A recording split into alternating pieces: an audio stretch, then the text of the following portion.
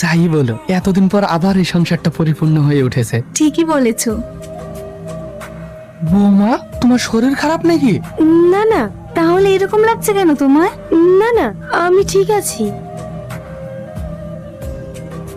স্নেহা, তুমি কি ভেবেছো এইসব গিফট দিয়ে আমাকে মানিয়ে নেবে? কখনো না। ফুল, চকলেট, কেক, তুমি কি করে জানলে আমি এসব পছন্দ করি? Happy birthday Sneha. জন্মদিনের অনেক শুভেচ্ছা রইল। তোমার দিদির মুখ থেকে শুনেছিলাম তুমি এগুলো পছন্দ করো, তাই যদি কোনো ভুল করে থাকি আই এম সো সরি।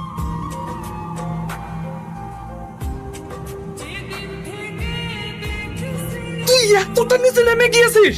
বাড়িতে নতুন বউ খাবার নিয়ে বসে আছে, আর তুই